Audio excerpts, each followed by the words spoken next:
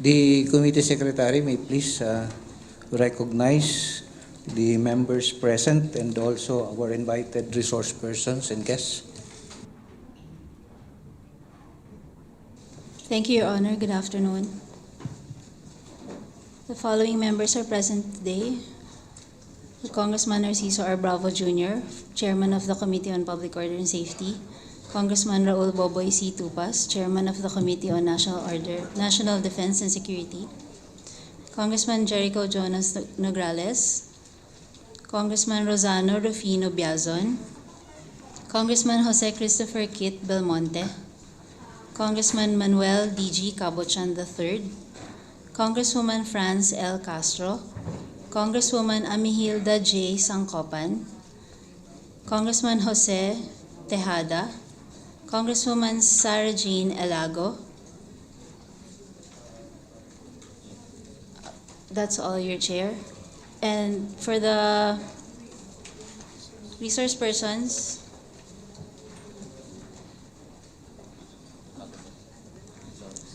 Congressman Jonathan Keith Flores. That's all for the members.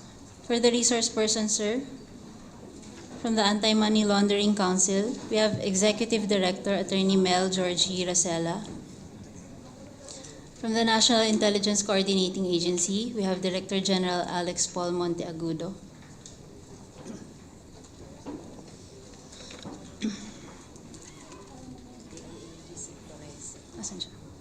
From the Department of the Interior and Local Government, we have Yusek Bernardo Florese.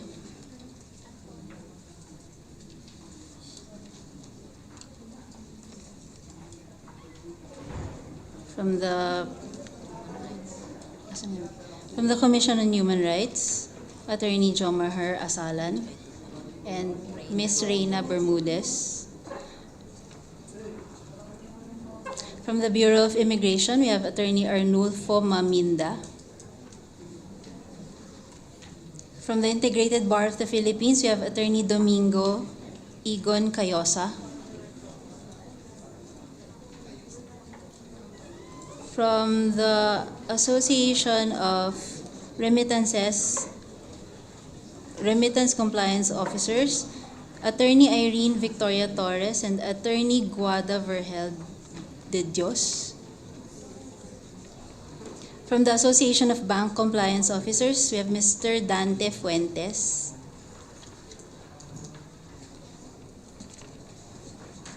From the National Union of People's Lawyers, we have Attorney Nery Colmenares, former congressman. From the Office of the Special Envoy on Transnational Crime, Ambassador Bruce Concepcion. From Bagong Alyansang Makabayan, we have former Congressman Teddy Casino. From the Movement Against Tyranny, we have Sister Mary John Mananzan. And Ms. Samira Gutok of Marawi, former Congresswoman. Not Congresswoman, ma'am. From the, we also have Congressman Rogelio Pacquiao of the Lone District of Sarangani. From the AFP, we have Brigadier General Sermi Ayuyao. From the Department of National Defense, we have Yusek Oscar Llano. From the National Security Council, we have Yusek Damian Carlos. From the Department of Foreign Affairs, we have Special Assistant Maynard Maleon.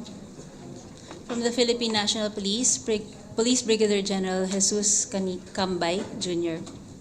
Department of Justice.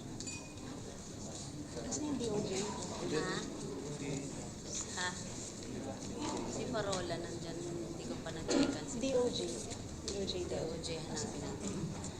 Congressman Ciriaco Bigato of the Lone District of Batanes. Deputy Minority Leader Carlos Isagani Zarate.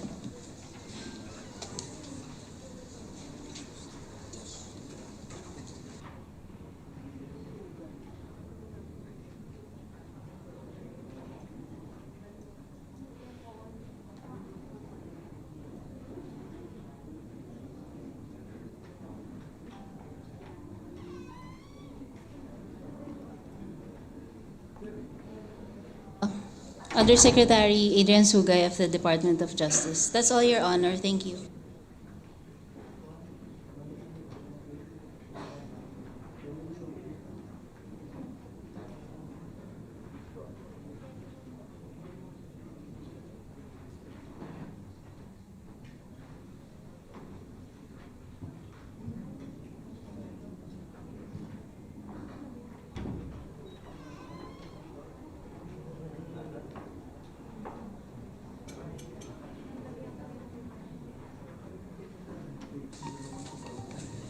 Okay, once again, I would like to thank the members of this committee and also the members of the Committee on National Defense headed by Chairman Buboy Tupas, as well as our resource persons from the various government agencies and from various organizations.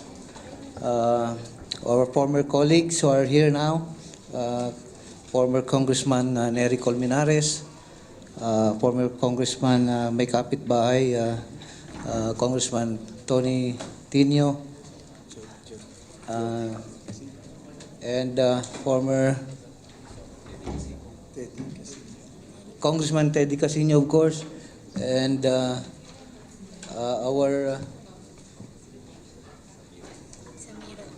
former colleague Congresswoman Amira Gotok. Okay, thank you, thank you. Now, what is the status of our discussion, Honorable Madam Comsec?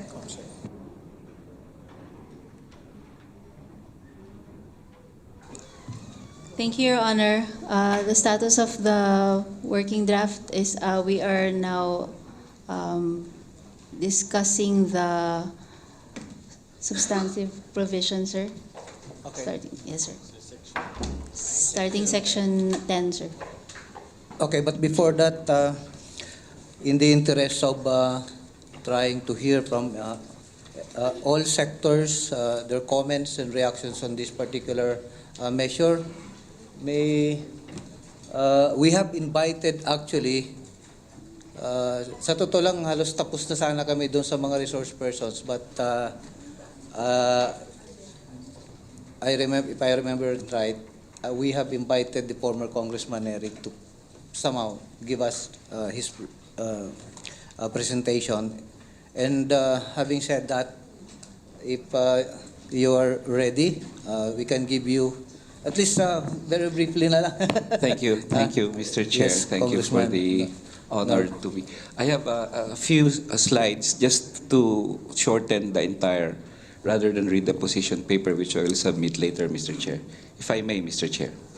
So, pwede bang maano lang siya, mapalaki? Is there a way na mapalaki siya? So, una muna, pasalamat po ako at naimbita ako. In fact, nabanggit ko kanina, I'm very glad my colleagues, former colleagues in the House, have always consulted, even if I am an oppositor to their bills, such as dito, and Chacha, they always invite me rin. And tomorrow, mayroon din sa SSS because of the congressional hearing on the SSS bill. So, maraming salamat po.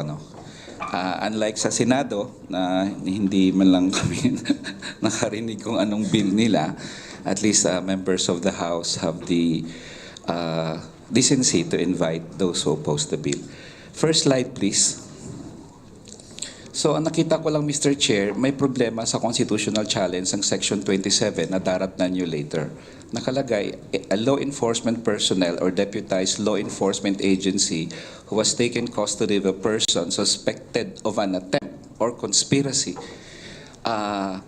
to commit terrorist act shall, without incurring liability, deliver the said suspected person to the judicial authority within 30 days. Ang batas po ngayon, 3 days. So ang tanong po dyan, anyway, pwede bang lumampas ng 3 days ang pagkakulong na walang kaso? And to think, posibleng wala namang nangyaring terrorist act, suspect lang siya of an attempt. Ibig sabihin, pwedeng walang nangyari, pero attempt lang, pero makukulong siya ng 30 days. No? So next slide, please. Ang constitutional challenge po dyan, Mr. Chair, is Article 6, Section 18. Nakalagay sa konstitusyon natin, during the suspension of the privilege of the writ, any person arrested or detained shall be judicially charged within 3 days. Otherwise, he shall be released. how can a law allow something which the Constitution prohibits? So ang tingin ko po dyan, of course there are other lawyers who may probably have a different opinion, but that is very clear, Mr. Chair. Suspended nga ang writ, hanggang 3 days ka lang. How much more kung hindi suspended ang writ? Tapos makukulong ka ng 30 days without being judicially charged in court. Nandyan na naman po tayo, para mabilis, banggitin ko na rin yung Article 3, Section 13 ng Constitution. All persons except those charged with offenses punishable by reclusion perpetua when the evidence of guilt is strong shall be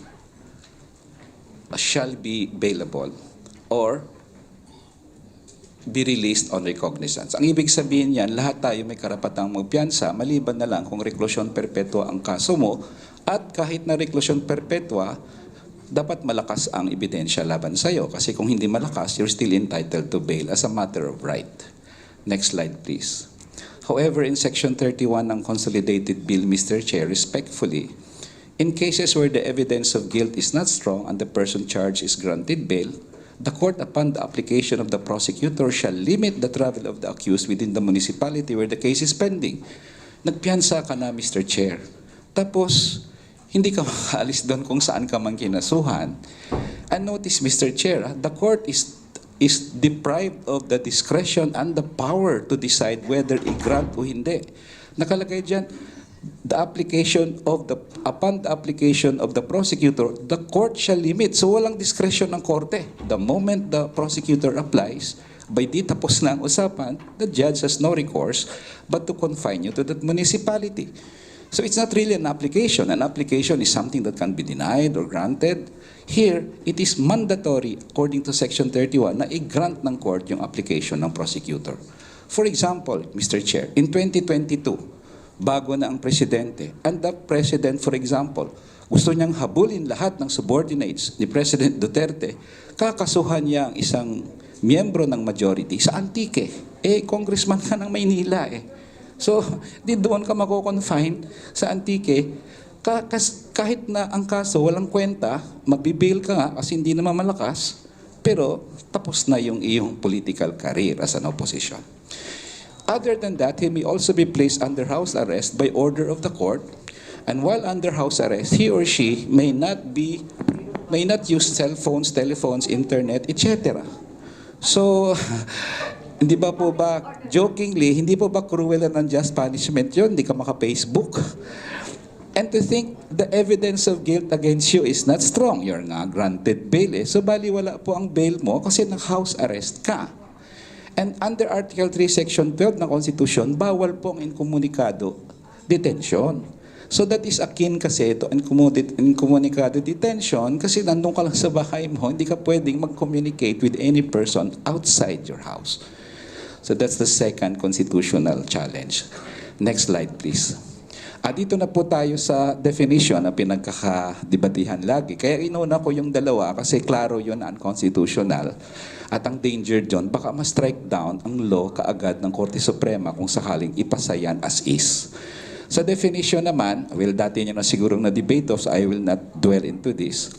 Ano ang mga terrorist act? Ito yung mga atake which endangers a person's life. The attack may not even cause death, but the fact that it endangers a person's life, according to the estimate or the analysis of the PNP or AFP, then that's an element of a terrorist act.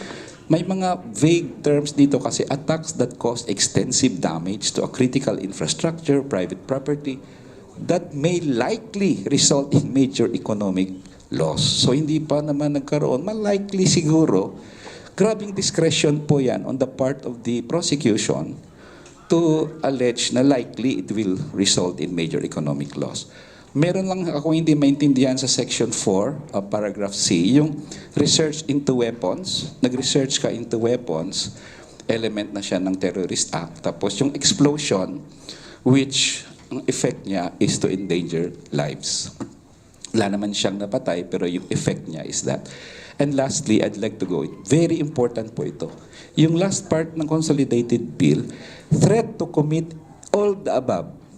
Ang problema po natin dyan, a threat is Not even an act of terrorism. It's just a threat.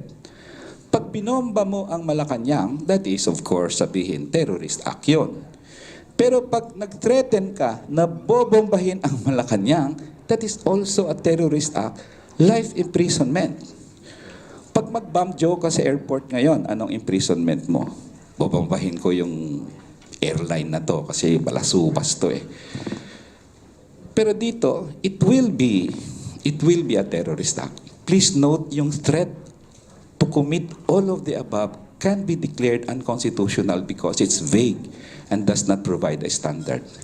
Next slide, Mr. Chair.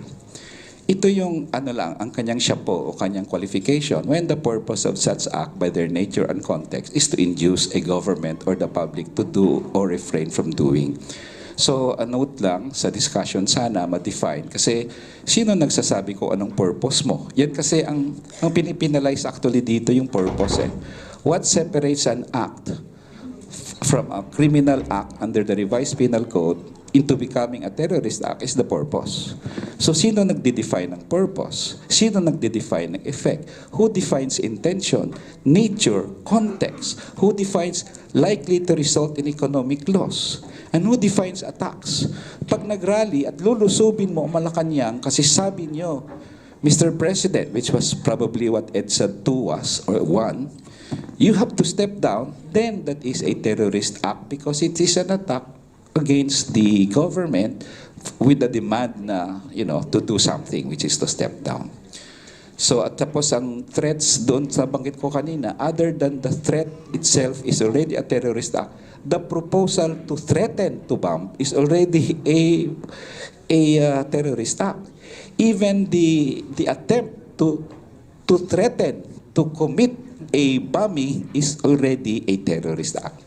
Next slide, Mr. Chair. Last few slides na lang to. So, kung based doon sa sinabi natin bago lang, Mr. Chair, yung EDSA 1 was a terrorist act under the bill. Kasi yung people power will be considered as an attack that endangers a person's life, or it is an attack on critical infrastructure. You disrupted military camps, public service, transportation for 5 days. At ang purpose and effect naman ng EDSA is to intimidate or even force the president to step down. So terrorist act siya. Ang danger nito, Mr. Chair, baka pumunta siya sa exercise of constitutional right na grabe naman yung penalty. Pag sa isang rally, sabihin mo, Mr. President, lulusubin namin ang Malacanang bukas pag hindi mo i-withdraw ang suporta mo sa China. It will be considered as a threat of committing a terrorist act which will send you to prison for life, Mr. Chair. Next slide, please. Ito, joining a terrorist organization, nakalagay naman dyan, a person who shall recruit another to join an organization organized for the purpose of engaging terrorist acts. Sino ang nagde-decide ng purpose ng association? How will it be proven, etc.? So in the end, sabihin siguro ng iba, anyway, korte naman siguro magde-decide niyan. Pero kulong ka na for 3 years or 2 years kasi under this consolidated bill, you can be imprisoned or even house arrest ka pending the resolution of your case. Ang problema rin sa Pilipinas, Mr. Chair, ang members kasi can be arrested sa bill. Ang problem lang, alam mo, how can Filipinos do not really join an organization. Normally, hindi ka naman pumipirma dyan. Sumasama ka sa organisasyon, sumasama ka sa activities, attend ka ng meeting. Mahuhuli ka na ba dyan? Not because you committed a crime, but because you exercise your constitutional right to freedom of association. Who resigns from an organization? Halimbawa, na ang group na ito na proscribe, hindi na ako active dyan eh. How do you even prove na hindi ka na member niyan? Kasi nobody naman resigns in the Philippines. Ang dami ko nang nasa liyang organisasyon, Mr. Chair.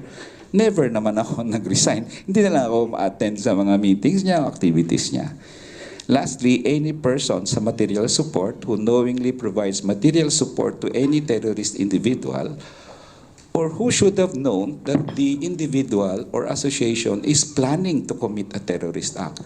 Problem nito, Mr. Chair, marami sa atin ang pwedeng tamaan. Kasi who should have known? Ba't ka nagbigay ng ano doon? Halimbawa, tumakbo ako sa eleksyon. May mga kaibigan akong Kong nagbigay ng suporta. Tapos dineclare akong terorista, hulihin si Kong o si Gob o si Mayor kasi you should have known terorista yan si Neri. Di ba? Ang grabe naman yung standards natin dito na, na people go to prison because they should have known kasi na nagpaplano siya. Plano pa lang yan, Mr. Chair. Hindi ko yan makikita eh. Mabuti kung I should have known na may binomba siya. Ito, who should have known that he is planning to commit? Malay ko, di ba, Mr. Chair? Next slide, please. May safeguard sa abuse daw.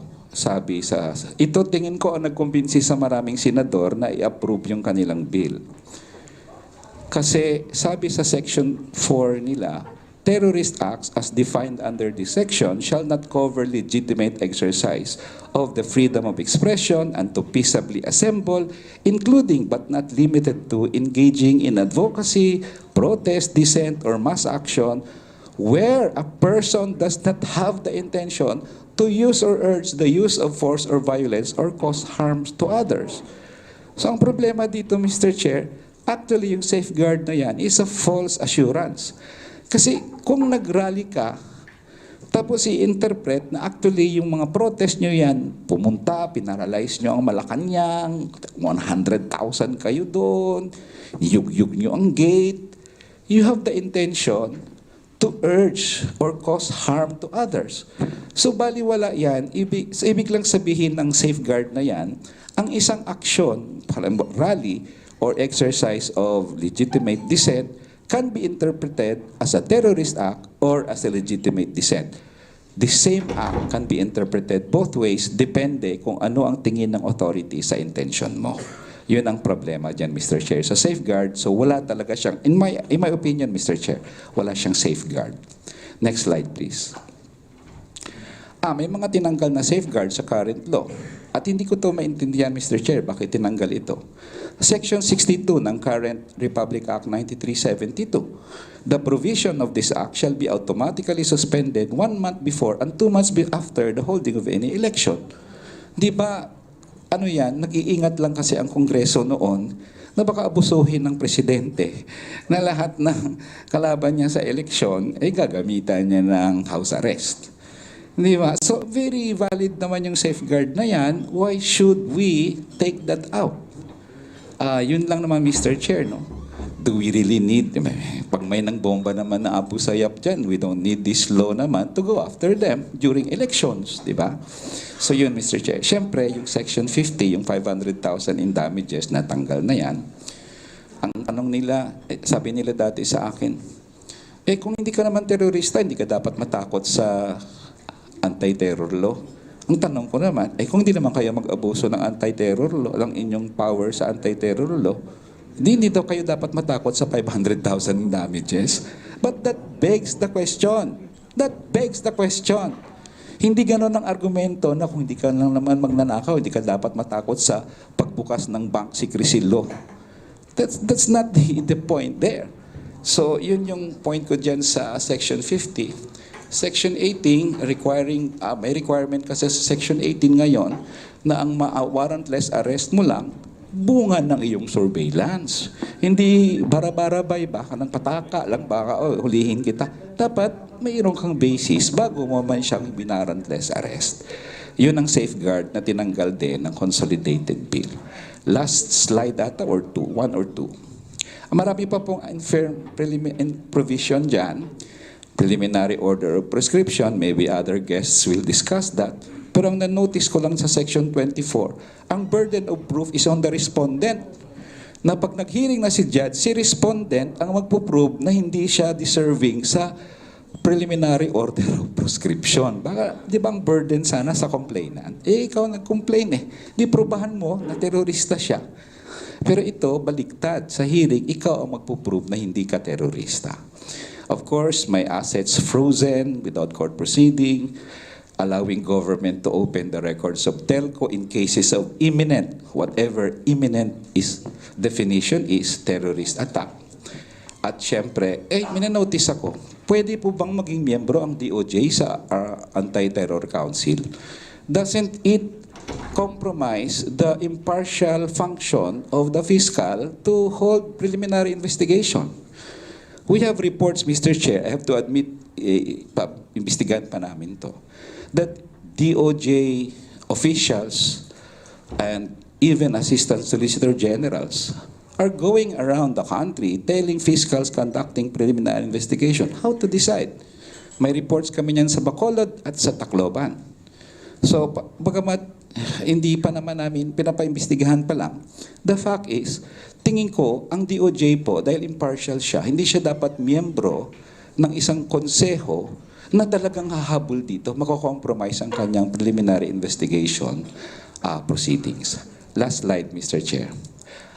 Harsh penal philosophy lang.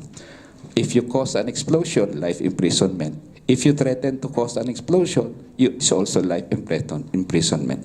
If you attempt to threaten to cause an explosion, life imprisonment din. Hindi ka pa nag-threaten nag-attempt ka pa lang, Mr. Chair. Threatening to cause extensive damage, life imprisonment. Collecting documents likely to facilitate the commission of a terrorist act, life imprisonment.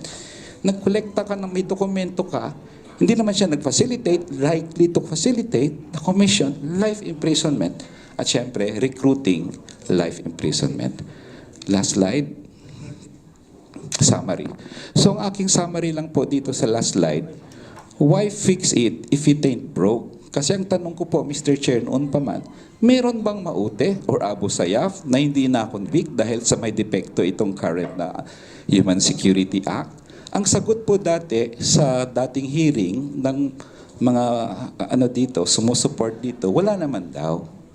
Wala naman daw silang nakaligtas na Abu Sayyaf o Maute dahil sa depekto. Ang problema lang talaga nila sa HSA daw, yung 500,000 pesos na penalty.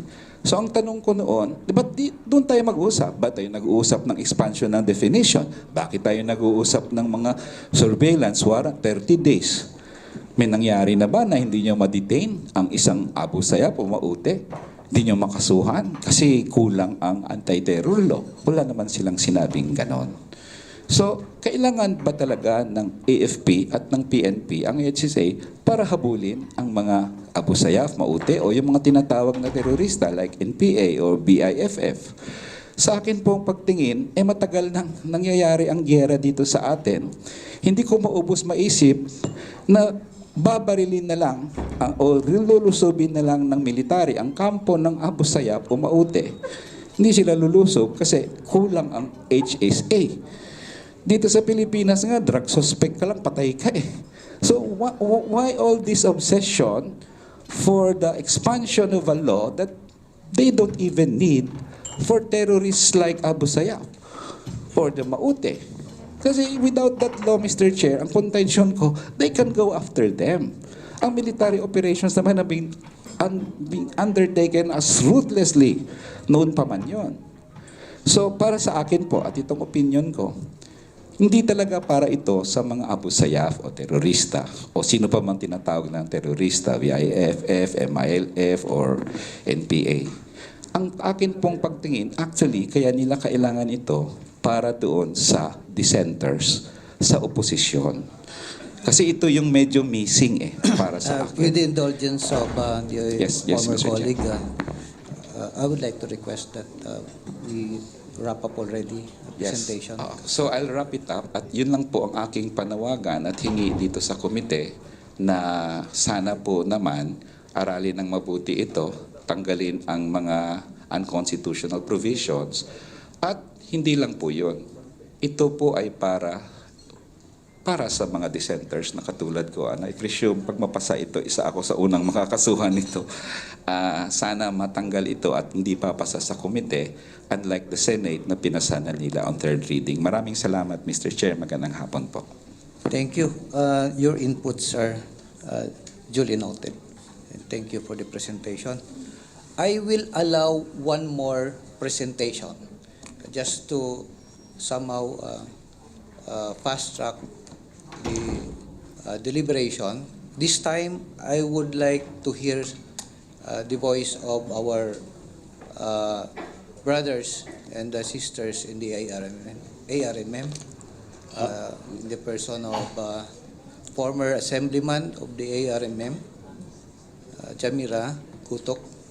Mr. Chair, Yes. before Ms. Gutok gives her presentation, this representation requested that in the last hearing that we will also invite